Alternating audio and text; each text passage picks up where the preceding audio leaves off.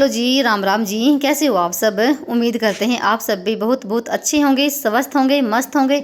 और स्वागत है आप सभी का एक बार फिर से एक और नए व्लॉग में। तो जी टाइम अभी हो गया है 7:45 का और दिन है वीरवार का और तारीख है 18 जुलाई। तो आज का व्लॉग रहेगा सुबह 8 बजे से लेके और 11 बजे तक का। तो 2-3 घंटे का मैं आपके साथ अपना रूटीन शेयर करूँगी।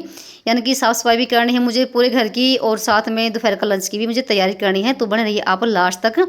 तो जैसे कि अभी ये ना कैसे पापा ही पिसना उठा कर लेकर आए थे और यहाँ पर मैं लगी थी आटा डालने की टंकी में।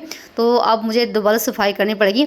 अगर अगर रात को अगर आटा आ जाए ना तो मैं जैसे सुबह सुबह डाल देती हूँ टंकी में झाड़ू निकालने से पहले। पर ये अभी लेकर आए हैं तो मुझे दोबारा से रसोई की सफाई करनी पड़ेगी, क्योंकि चाहे कितने भी आराम से आटा डाल लो टंकी में फिर भी देखो धूल सी उड़ती है आटे की। वो पूरी स्लेब पे और पूरे जैसे दरवाजे खिड़की ना इनमें देखो आटे धूल बढ़ जाती है।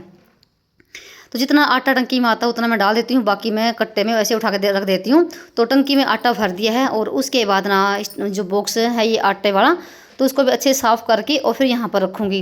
तो अभी मेरा सफाई वाला काम तो अभी बाकी है। तो जैसे झाड़ू तो मैं सुबह के टाइम लगा देती हूँ, पर पोछा लगाती हूँ बच्चों को जाने के बाद। बर्तन भांडा सारा मेरा ऐसा ही पड़ा हुआ है और बच्चों की बस आने में भी 10-15 मिनट बाकी हैं। तो उनको जब भी छोड़ के आऊँगी उसके बाद करूँगी अपने घर के काम कंप्लीट।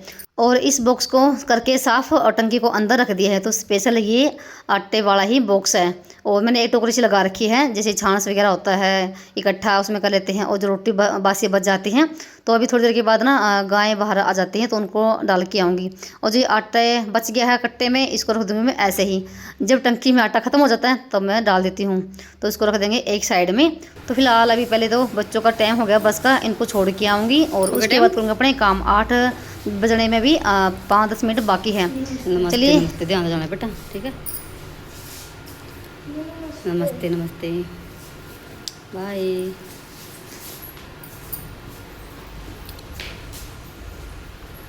की करा गाइब ओहो सोरा की कटिंग बाय।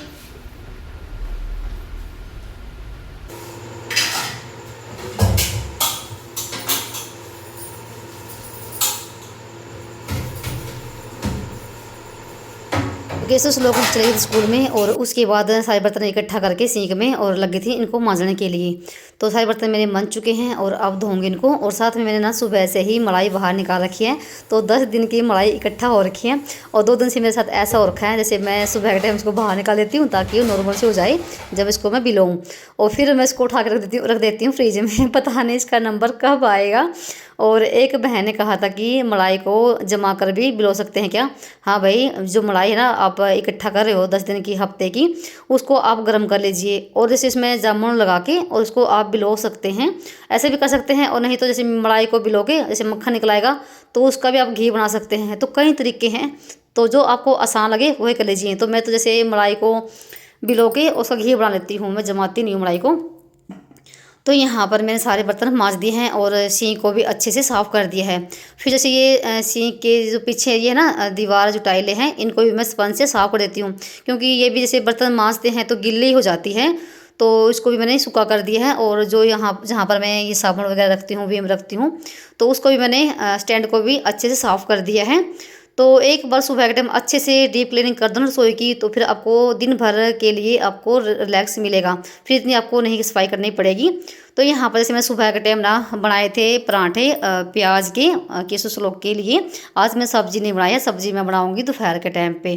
तो सुबह में नाश्ते में पराठे बनाए थे प्याज की, वो अपना लेके चली गई थी।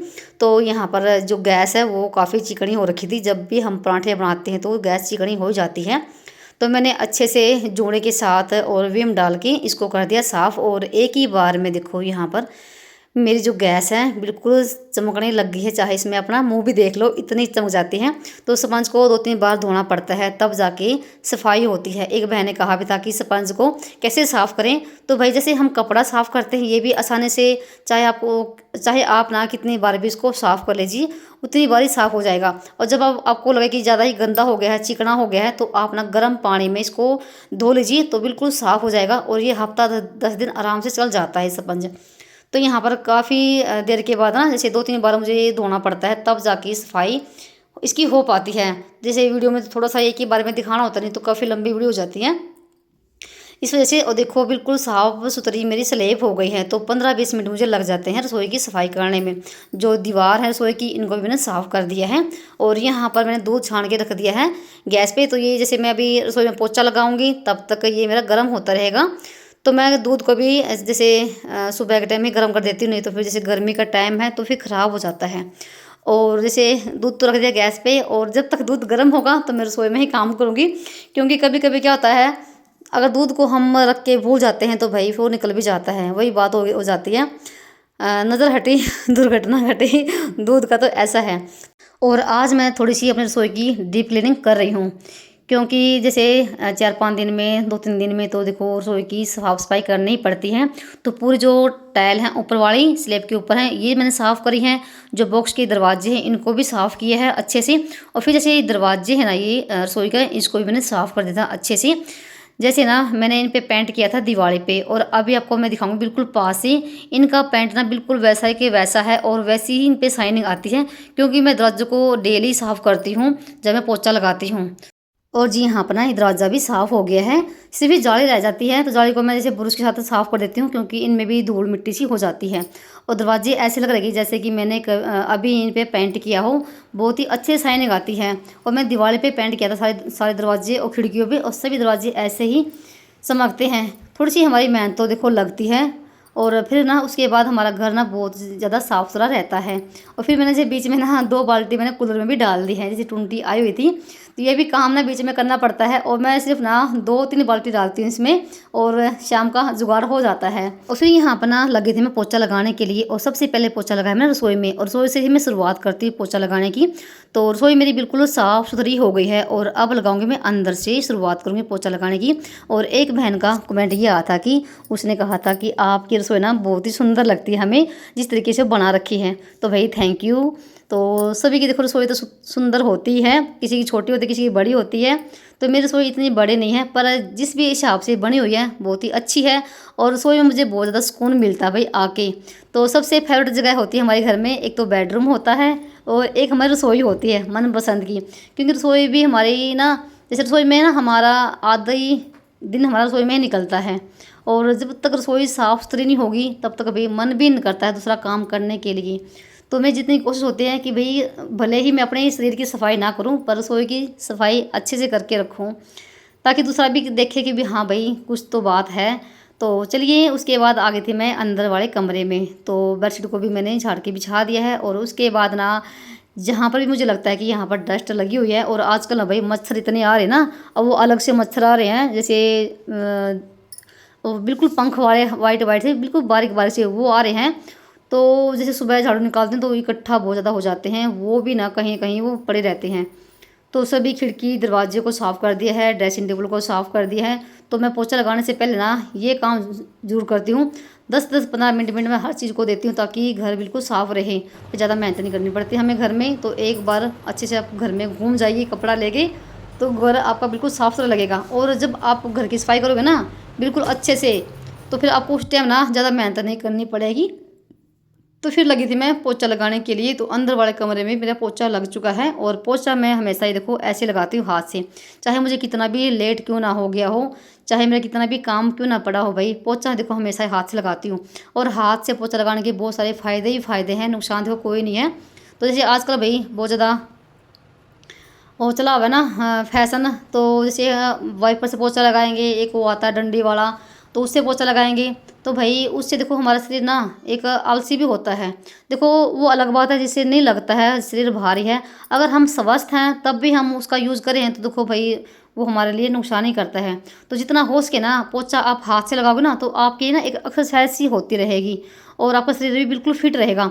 किसी किसी का शरीर तो ऐसा होता है ना मोटा होगा ना, और अगर आप पोछा बैठ के लगाओगे हाथ से लगाओगे तो उसका शरीर ना अपने आप ही ढलना शुरू हो जाएगा। ये सच्ची बात है भाई। तो पोछा मेरा लग चुका था, और पोछा भी मेरा ना 15-20 मिनट में लगता है देखो। और पूरी पैडियों में लगाया, पूरे घर में लगाया, भला ही छोटा घर क्यों ना हो मेरा। और फिर उसके बाद आ गई थी बाथरूम में। तो पूरे फर्श पे हार्पिक डाल के और ब्रश के साथ मैं इसको रगड़ रही हूँ। वैसे मैं सुबह के टाइम बाथरूम को साफ़ कर देती हूँ नहाने से पहले, पर आज मुझे दोबारा से नहाना पड़ेगा। तो आज मैंने सुबह के टाइम साफ़ नहीं किया, ये था कि दोबारा से नहाना तो मुझे है ही, तो मैं बाद में साफ़ करूँगी दिन में। तो यहाँ पर पूरे फर्श को साफ़ किया, वॉश बेसिन को, और जो बाथरूम में टाइल हैं इनको भी मैंने साफ़ किया है। एक बहन ने पूछा था कि आप ना पोछा किस दिन लगाती हो और बाथरूम किस दिन साफ़ करते हो। तो भाई मैं हर रोज़ पोछा लगाती हूँ पूरे घर में, और डेली ही मैं बाथरूम को साफ़ करती हूँ। डेली टॉयलेट, वॉश बेसिन और सब साफ़ होता है भाई, मैं कोई दिन नहीं छोड़ती हूँ। जैसे कोई कोई लेडीज़ होती है, जैसे वीरवार के दिन, मंगलवार के दिन, शनिवार के दिन बाथरूम साफ़ नहीं करती हैं, तो भाई मैं डेली साफ़ करती हूँ।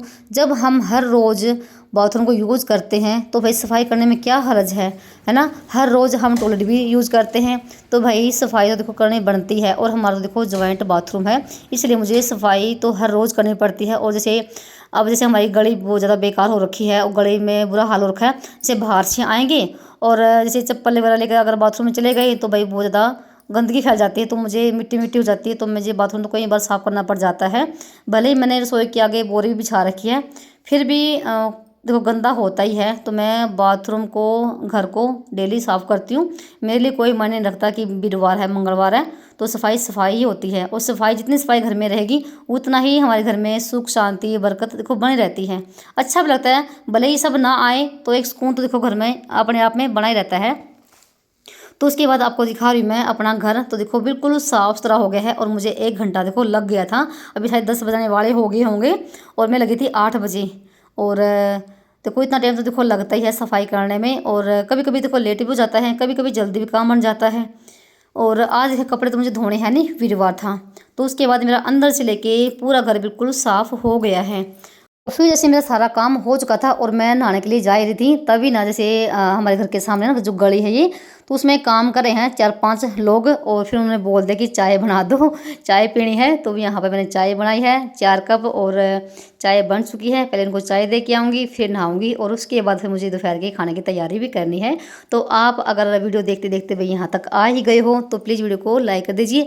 और आपको वीडियो कैसा लगा प्लीज़ कमेंट करके ज़रूर बताना। आपका कमेंट का मुझे बेसब्री से इंतज़ार रहता है, और आप इतने प्यारे प्यारे कमेंट करते हो, उसके लिए आपका बहुत बहुत धन्यवाद। तो मैंने यहाँ पर ना चाय डाल के उनको देकर आ गई थी, और उसके बाद मैं नहाकर आई हूँ, थोड़ी बहुत अपनी डेंटिंग पेंटिंग करी है, और आपसे मैं शायद आधा पौने घंटे के बाद मिल रही हूँ। तो अभी कर लेते हैं खाने की तैयारी। थोड़ी बहुत मैंने खाने की तैयारी कर भी ली है। तो यहाँ पर मुझे बनानी है सवैयाँ। तो उस लोग ना सुबह ही बोल के गया था कि मम्मी हम दोपहर को आए ना स्कूल में से, और हमें ना सवैयाँ खानी है। तो जैसे अभी इसको बना के रख दूँगी, और जितनी सवैयाँ ठंडी होगी ना बनने के बाद उतनी टेस्टी लगती है।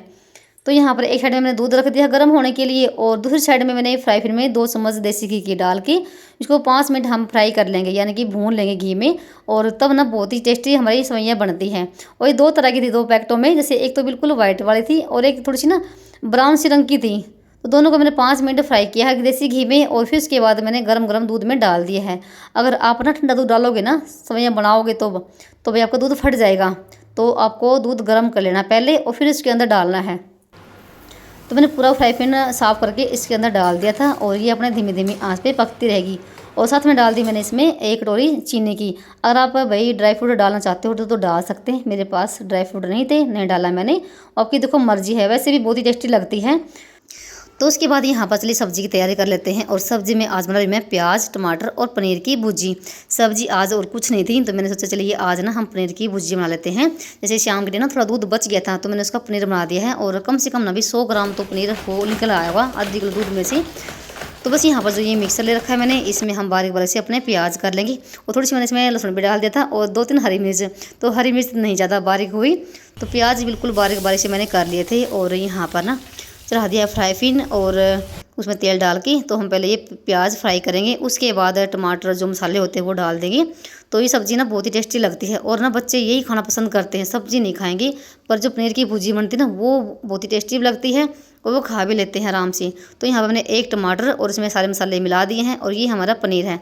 थोड़े से मैंने हाथों से इसको फोड़ लिया था, पनीर को मतलब कि बारीक बारीक सा कर लिया था।